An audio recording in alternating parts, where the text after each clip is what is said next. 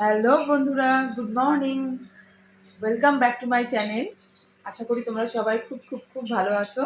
আমিও ভালো আছি। আজ হচ্ছে মঙ্গলবার, এখন বাজে 8:45। আমি উঠেও পড়েছি। উঠে দু তিনটে কাজও আমার সারা হয়ে গেছে। প্রথমে গিয়ে ওয়াশিং মেশিনে জামা কাপড়গুলো ছিল সেগুলো মেলে দিয়ে এলাম। আবার কখন বৃষ্টি নেমে পড়ে। আবার ওদিকে 4টের সময় উঠে মাছের পাটি বার করে রেখেছিলাম, সেটা উঠে জল ছাড়িয়ে ধুয়ে নুন হলুদ মাখিয়ে রেখেছি। আলু সিদ্ধ বসিয়ে দিয়েছি, গ্যাসও অন করে দিয়েছি। এবার মাছটা ভাজবো বলে, কারণ আজকে আমাকে একটু বেরোতে হবে। এক যাবো হচ্ছে ডাক্তারখানায়, 2 নম্বর হচ্ছে ব্যাংক। এখন তাড়াতাড়ি উঠে রান্নাবান্নাটা করে নিচ্ছি, নিয়ে ছেলেকে নিয়ে বেরিয়ে পড়বো। কারণ ব্যাংকে যাব, তারপরে যে কখন ফিরবো, ফিরে এসে রান্না করলে ছেলের আবার 5টায় পড়া আছে। তাই জন্য আগে রান্নাবান্নাটা সেরে নিই। মাছের ঝোলটাই করব এখন। এসে ভাতটা বসিয়ে দেবো। আর ফ্রিজে কালকের তো নিরামিষ রান্নাবান্না সব রয়েছে, সেগুলো বার করব। একটুখানি বড়া পারলে ভেজে নেব। এখন ঝটপট আগে কাজগুলো সেরে ফেলি।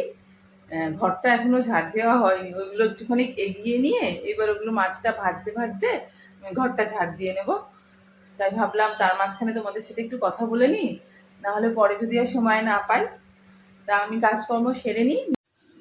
হ্যালো বন্ধুরা, এই যে রেডি হয়ে পড়েছি, দেখো ব্যাগপত্র নিয়ে এবার বেরোচ্ছি। ছেলেও রেডি হয়ে গেছে, এটা সবার মেঘও এসে গেছে আকাশে। ঠিক আছে, এখন বেরিয়ে পড়লাম। দেরি হয়ে যাচ্ছে অনেক। তোমাদের পথটা, কোথায় যাচ্ছি সব কিছু শেয়ার করব। রিক্সা এসে গেছে, ছেলে উঠে পড়েছে, আমিও উঠে পড়লাম। এবার গড়গড়িয়ে চলেছে আমার এই রিক্সা। বাস স্ট্যান্ডেও পৌঁছে গেলাম। ওই একটা অটো দাঁড়িয়ে ছিল, ফাঁকা ছিল, ওটাতেই উঠতে হবে। 11টা বাজে তো এখন, তাই জন্য এত রাস্তায় জ্যাম। Office time. অটোয় উঠে পড়েছি। অটোটা দাঁড়িয়েছিল যখন, তখন আমি লোকটাকে বলেই রেখেছিলাম যে আমরা যাব। ছেলে গেছিল একটু এটিএম এ টাকা তুলতে, কিন্তু এটিএম এ টাকা উঠলো না। দেখি সামনে আবার কোথায় এটিএম পাই। একে দেরি হয়ে যাচ্ছে, তারপরে আবার আজকেই এরকম দুর্ভোগ। এই এটিএমটা এরকম ফার্স্ট টাইমই হলো। কি জানি কি হলো আবার, এখন জানিও না আগে আর কোথায় এটিএম আছে। এই অটো থেকে নেমে পড়েছি। একটা এটিএম দেখে ছেলে অটো থেকে বলল নামতে, নেমে পড়েছি। টাকাও তোলা হয়ে গেছে, এবার জোর কদমে হাঁটছি। বৃষ্টির ফোঁটা মাটিতে পড়তে শুরু করেছে, দেখতেই পাচ্ছ রাস্তা দেখে। মানে যে কোনো মুহূর্তে ঝমঝম করে নামতেই পারে। ছাতা খুলবে না ছেলে, কিছুতেই বললো এইটুকুর জন্য আর ছাতা খুলবো? শুধু শুধু ছাতাটাকে ভিজে অবস্থায় ক্যারি করতে হবে। এই চলেও এসেছি লায়েন্সের গেটে। এটা হচ্ছে লায়েন্সের নর্থ ক্যালকাটা ব্রাঞ্চ। এই যে সোজা ঢুকলাম, ঢুকে এই ডান দিকে সব লোকজন দাঁড়িয়ে আছে, ওদিকটা হচ্ছে টিকিট কাউন্টার। আর সোজা যে জায়গাটা দেখা যাচ্ছে, ওখানে অর্থোপেডিক, স্কিন, সেই ডিপার্টমেন্ট। এই যে টিকিট কাউন্টারের লোক লাইন দিয়ে আছে, আর একজন ভদ্রমহিলা দাঁড়িয়ে আছে যে কাউন্টারটায়, ওখানে হচ্ছে কোনো রকম টেস্টিং এর টাকা পয়সা জমা নেওয়া হয়। বেশ পরিষ্কার পরিচ্ছন্ন, আমার তো খুবই পছন্দ। মানে এখানে, মানে গাড়ি করেও লোকে ডাক্তার দেখাতে আসছে, আবার হেঁটে বা রিক্সা করে সেভাবেও আসছে। মানে আমি বলতে চাইছি সব ক্যাটাগরির লোকই এখানে আসে। খুবই পরিষ্কার পরিচ্ছন্ন, ভেতরটা ফুল এসি। আর এই যে বাঁদিকের সিঁড়িটা দেখলেন, এটা দিয়ে এই যে দরজা ঠেলে ঢুকলে ওটা হচ্ছে আই ডিপার্টমেন্ট সোজাসুজি। আই ডিপার্টমেন্টের বাঁদিকে যে আর একটা গেট দেখছেন, এটা হচ্ছে ডেন্টিস্ট। এই যে সবাই বসে আছে দাঁতের ডাক্তারখানায় দেখাবে বলে। আর এটা হচ্ছে চশমার ডিপার্টমেন্ট, যারা চোখ দেখায় তারাই এসে এখানে আবার চশমা বানাতে দেয়। আর এরা বসে আছে চোখ দেখানোর জন্য। আর এই যে চশমার ডিপার্টমেন্টের উপরে দেখছেন একটা সিঁড়ি উঠে গেছে। যারা এখানে হসপিটালে ভর্তি থেকে কোনো রকম ট্রিটমেন্ট করায়, অপারেশন করায়, তারা এখান দিয়ে যাতায়াত করে। আর এই যে সোজা দেখছেন একটা বারান্দার উপর কিছু লোক দাঁড়িয়ে আছে, ওখানে হয় হচ্ছে সব রকমের ব্লাড টেস্ট। আর তারপরের দরজাটা যেটা রয়েছে, সেখানে হচ্ছে ফিজিওথেরাপি করা হয়। এই দেখুন বাইরে কিভাবে বৃষ্টি পড়ছে, সবাই দাঁড়িয়ে পড়েছে। ছাতা যার কাছে আছে সেও বেরোতে পারছে না।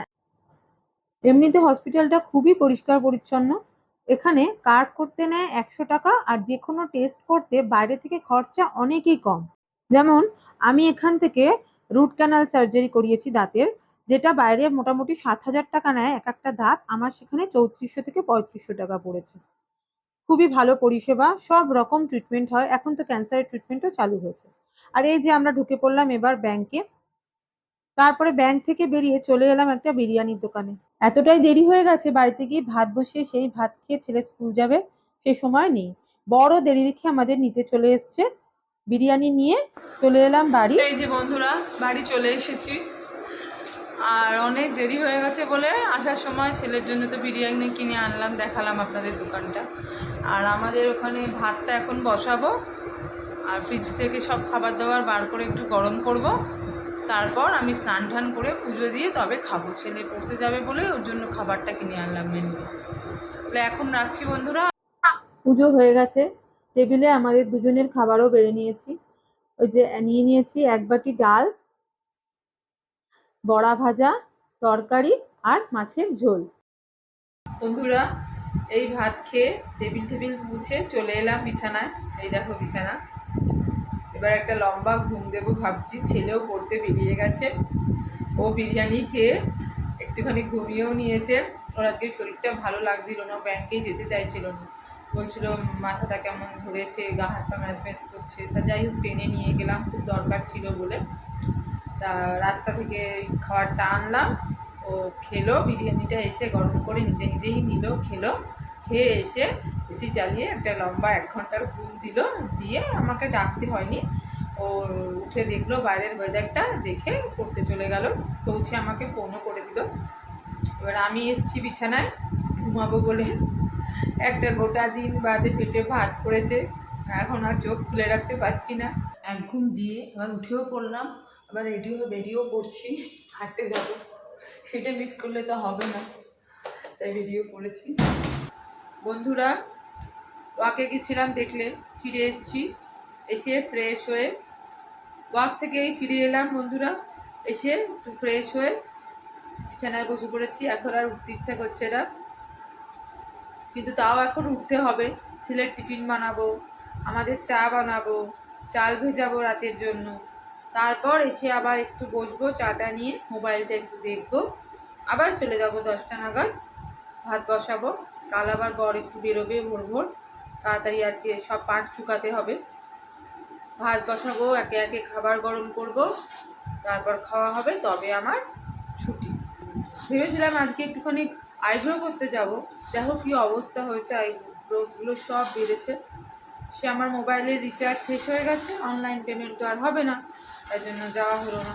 চুলে একটু কালার করব, সেটারও সময় পাচ্ছি না।